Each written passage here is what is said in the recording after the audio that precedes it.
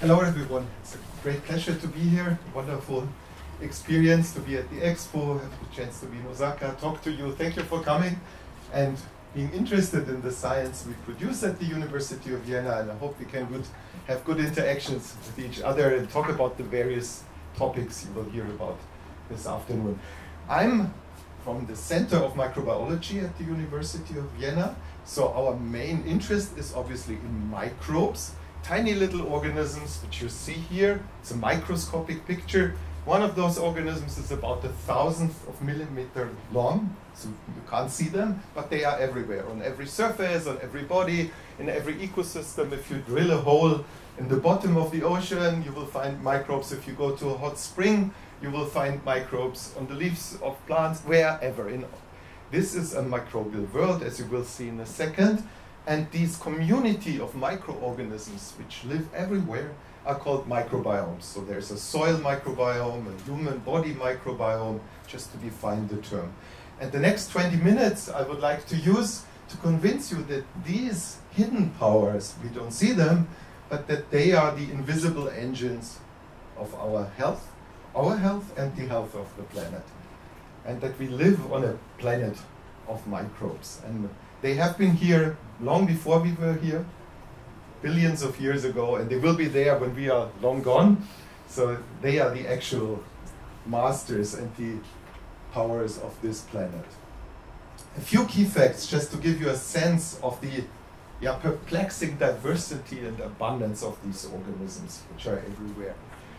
One key fact, we have 10 to the 30, I think it's impossible to imagine, 10 to the 30 bacterial and archaeal. These are the two big groups of microorganisms, bacteria and archaea. Bacterial and archaeal cells on our planet, 10 to the 30. And most species on our planet are microbial. Look at the numbers. So the red ones are the bacterial species which have been recognized. More than 3/4 of the species on this planet are microbial. A few animal species, plant species you hardly see here, and then other small things like protists also make up some of the species.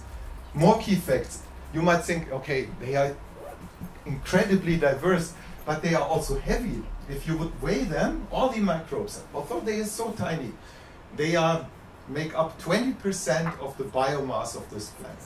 And if you measure carbon, which is a key element, bacteria are way more heavy than all the animals, including livestock, right? Cows, sheep, whatever, pigs, and humans. They don't have the weight like bacteria. Only plants, the big forest, cellulose, has a bigger weight. And if you look at other key elements, not only carbon, nitrogen, and phosphorus, bacteria and archaea have even 10 times more of it than the plants. So in terms of diversity, in terms of abundance, these are the most important organisms on our planet. Just to give you a feel for these numbers, which we can hardly grasp, right? What is 10 to the 30? If you take a teaspoon of soil, so tonight if you go in your living room, look at a flower pot and at the soil. 1 teaspoon of soil contains 100,000 bacterial species. 100,000 species in 1 teaspoon of soil. And if you count the cells, you have 1 billion of microbial cells in this amount of soil. And if you put a few hands of soil on a table, you have as many bacteria inside as humans are on this planet. So just to imagine what crazy numbers are out there. And another view which shows us how small we are compared to this microbial world is the tree of life.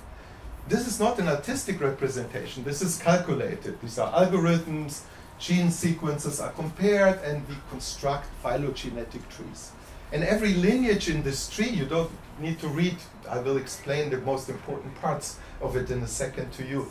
Every lineage here is a phylum, something like the vertebrates. So behind every lineage, you have thousands and thousands of genera and families and species. This part here, from here to here, is all bacterial, microbes. This part from here, this grayish thing or yellow, I don't know, from here to here is archaea, the other big group of microorganisms. You might ask, and where are we? Here are the eukaryotes, and Christa Schleper will later tell you something about our evolution and how this is connected to the archaea. But here are the eukaryotes, and where are the humans? So you are here, one little lineage in this huge tree of life, and we are together with all the animals, with all the plants, with fungi and amoeba in one lineage of life. And these are all of the other lineages which coexist, and they are almost all microbial. So this is a microbial planet. But the problem microbiologists had is that they could think about this huge diversity, 100,000 species in 1 gram of soil. But after all these decades and centuries of microbiology, only 15,000 bacterial and archaeal species could be grown in the laboratories of microbiologists. So there is dark matter out there, right? A huge amount of dark microbial matter which was not accessible, could not be studied, because we didn't know what they want to eat. So they didn't grow in the labs of the microbiologists. But in the last years, a revolution has taken place in microbiology, because by using molecular cultivation independent techniques, we are now able to investigate, as you saw on this tree, right, to study, identify, and even characterize these uncultivated microbes. And one tool which is widely used in this revolution is metagenomics. So what do microbiologists do? They take soil, water, tissues, they extract the DNA and then sequence with modern sequencing technology the DNA, and with bioinformatics they reconstruct the genomes of the microorganisms of all these microbes which are out there, without having ever been able to grow them in the lab. So we can just sequence the genomes of the organisms without being able to grow them, and then we can look at those genomes and, in a process which is called annotation, learn which traits these genomes have. So we can learn about all these hidden microbes which were out there. And we can also design tools which allow us to visualize these unknown organisms. And these are gene probes which are fluorescently labeled, and you see all the microbes which you see here have never been cultured in the lab of a microbiologist, but they are out there, we can see them, we can count them, and in the meantime there are even techniques available to watch these tiny organisms and learn what they eat. So we can watch them in the microscope and understand what they are eating and understand, yeah, their inner workings. So to illustrate to you how important these microbes are, I would like to invite you to do a short thought experiment with me.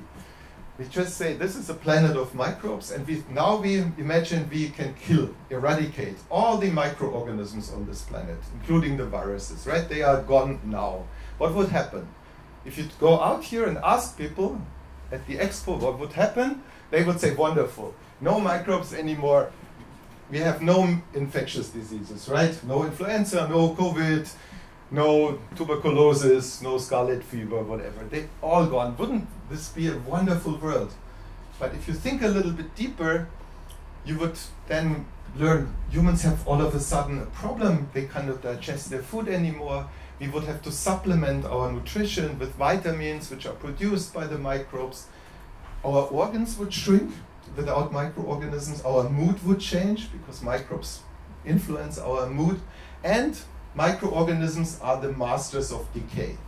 So without them, dead biomass would accumulate. No one would degrade all the organisms which are dying, and they would trap essential elements like carbon and phosphorus, and life would no longer be possible. And our atmosphere would change. Microbes produce a lot of the oxygen we breathe. Actually, every second breath you take, every second breath you inhale oxygen produced by microorganisms, 50% of the oxygen. It's not only the plants which produce the oxygen.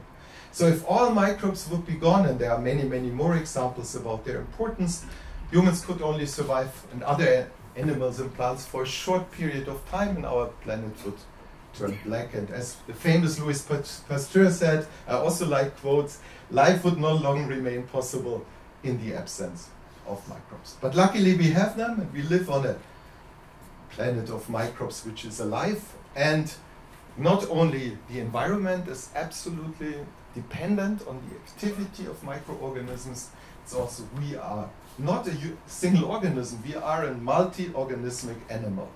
So we are not a closed body, like Eva Horn said, we are actually an open body and exchanging microbes all the time with the environment, and we contain of many.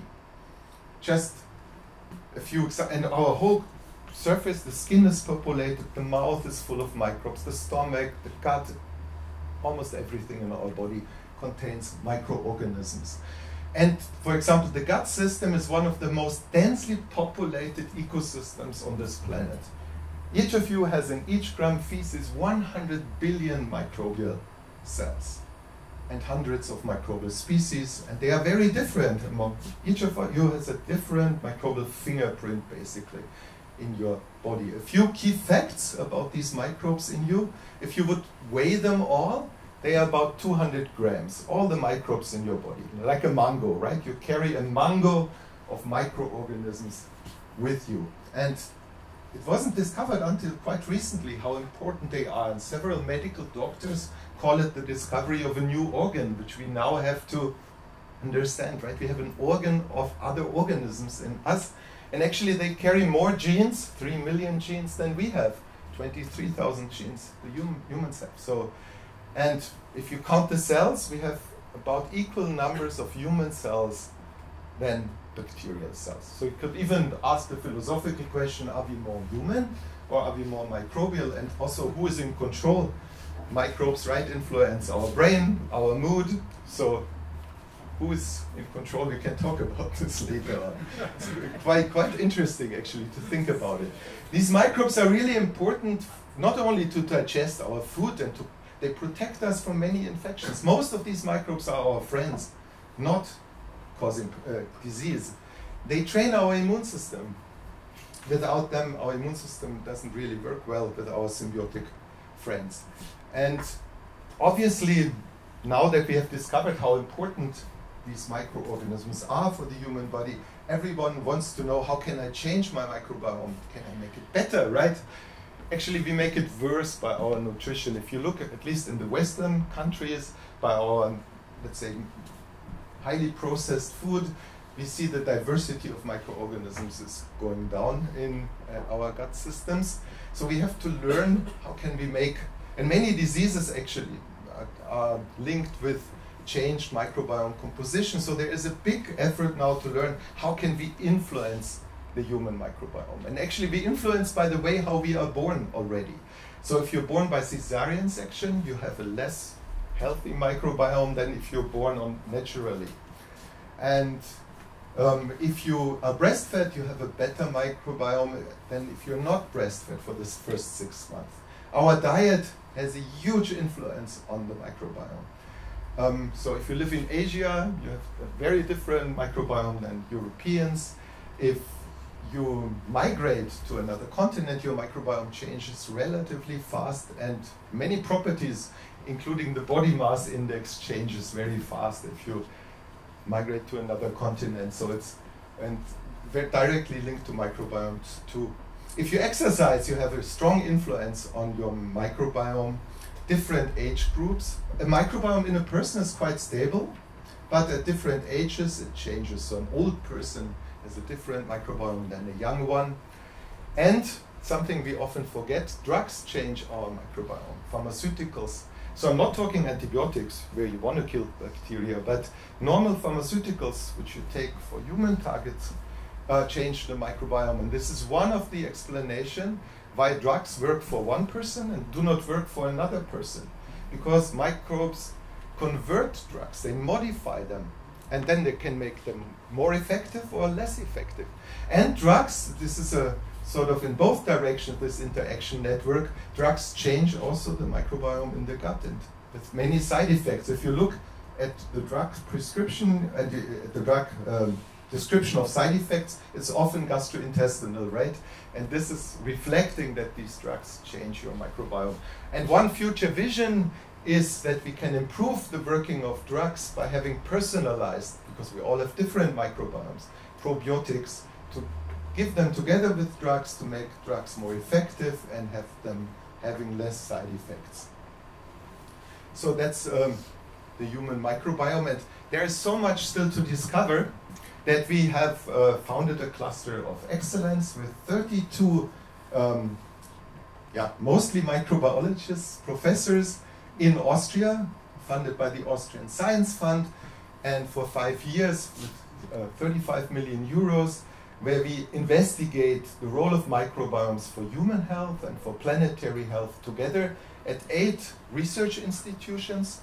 The lead is at the University of Vienna, but there are 8 research institutions together, and so we have a strong focus there on everything I just told you. So if you're interested, you can visit our website, and I'm glad that I could present this to you, and I'm happy to discuss it further with you during a coffee break. Thanks for your attention.